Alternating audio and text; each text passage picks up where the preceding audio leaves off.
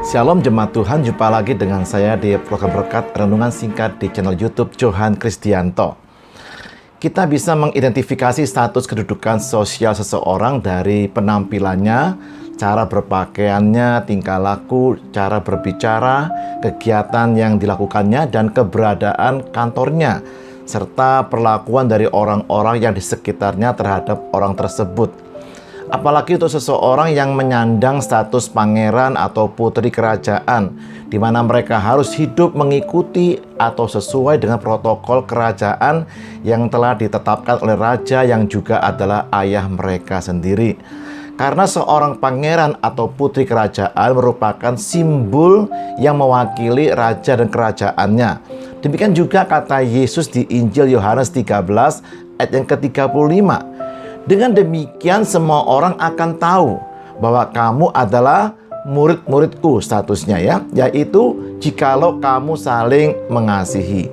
Ya, saling mengasihi merupakan identitas dari orang-orang yang menyandang status murid-murid Kristus.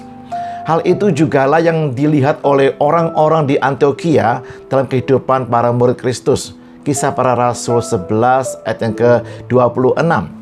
Mereka tinggal bersama-sama dengan jemaat itu 1 tahun lamanya sambil mengajar banyak orang. Di Antiokhia lah murid-murid itu untuk pertama kalinya disebut Kristen.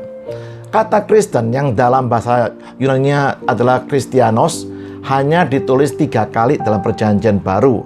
Kata Kristen ini pada mulanya adalah sebutan khusus dan spesial bagi pengikut Kristus yang telah menunjukkan kualitas hidup seperti Kristus.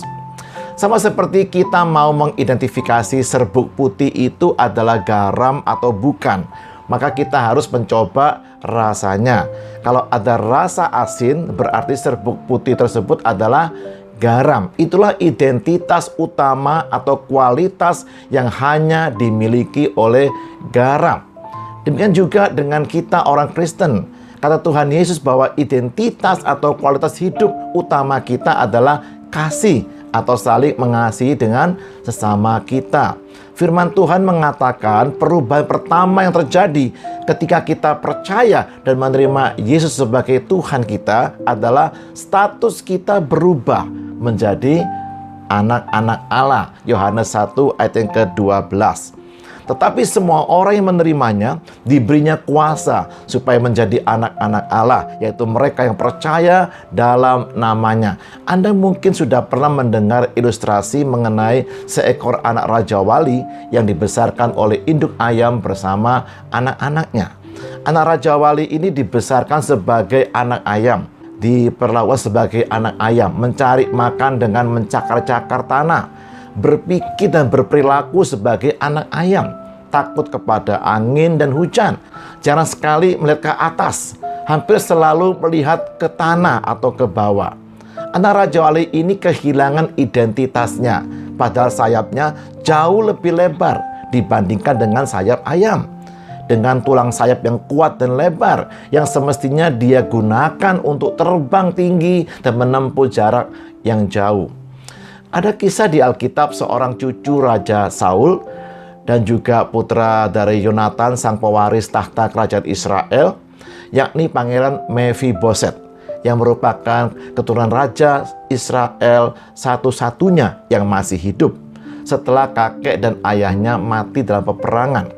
Meskipun dia menyandang status pangeran kerajaan Israel, namun Mephiboset tidak hidup sebagaimana mestinya seorang pangeran kerajaan.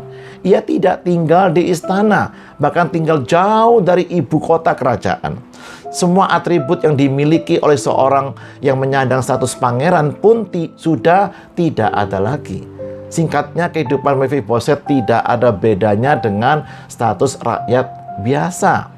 Keadaannya diperparah oleh cacat kedua kakinya yang timpang akibat jatuh dari gendongan inang pengasuhnya waktu melarikan diri dengan terburu-buru ketika ia berusia 5 tahun.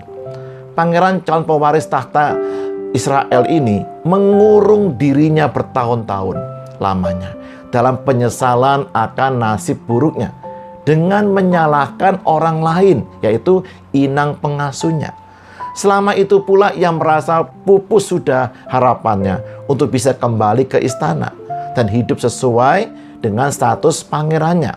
Sampai akhirnya Raja Daud menemukan dia dan membawanya masuk ke istana, makan sehidangan dengan Raja Daud, dan semua hak serta harta milik keluarganya beserta para pelayan keluarganya dikembalikan kepada Mefiboset. Artinya status Mefiboset dipulihkan oleh Raja Daud. Kalau hari-hari ini Anda sedang hidup terpuruk dan sepertinya kemalangan demi kemalangan menimpa hidup Anda, jangan lari dari hadirat Raja kita.